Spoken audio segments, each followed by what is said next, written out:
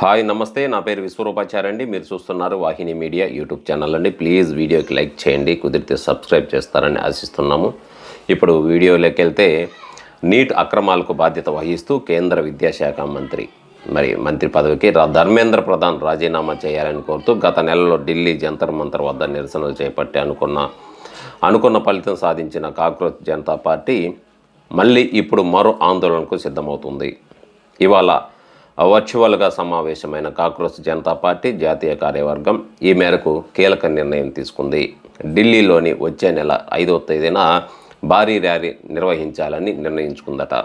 అయితే సెప్టెంబర్ 5వ తారీఖు నుంచి న్యూఢిల్లీలోని ఇండియా గేట్ వద్ద శాంతియుత ప్రదర్శనలకు కాక్రోచ్ జనతా పార్టీ ఇవాళ పిలుపునిచ్చింది. జూలై 25వ తారీఖున యువతరానికి కేంద్ర ప్రభుత్వం ఇచ్చిన హామీలను నిలబెట్టుకుంటుందా అనే దానిపైనే జాతీయ కార్యవర్గం తీవ్ర సందేహాలు వ్యక్తం చేస్తుందని కాక్రోచ్ జనతా పార్టీ సహా కన్వీనర్ సౌరభ్ దాస్ ట్వీట్ చేశారట. అందువల్ల ఇండియా గేట్ నుంచి న్యూఢిల్లీ పోలీస్ ప్రధాన కార్యాలయం వరకు సాగే శాంతియుత నిరసనల ప్రదర్శనకు పిలుపునిచ్చిందన్నారు.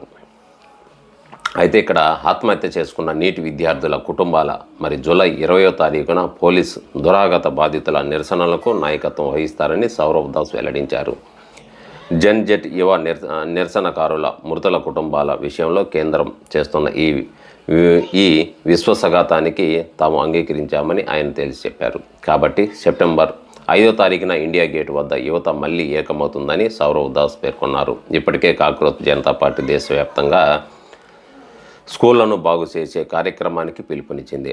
రాజస్థాన్లోని తాజాగా నిర్వహించిన ఆందోళనలో ఫలితాన్ని ఇవ్వడంతో అక్కడ ప్రభుత్వం ఏకంగా స్కూళ్ళు రిపేర్లకు, కొత్త క్లాస్ రూమ్లకు స్కూల్ కోసం 12,500 ఖర్చు చేయబోతున్నట్లు ప్రకటించింది. సో ఇదండి వీడియోకి కాక్రోచ్ పార్టీ మళ్ళీ నిరసనలకు దిగితే మళ్ళీ ఎలాంటి ఆందోళనలు దిగుతాయా అనే దాన్ని బట్టి మళ్ళీ భారత ప్రభుత్వం దీని మీద మంచి చర్యలు తీసుకోబోతుంది.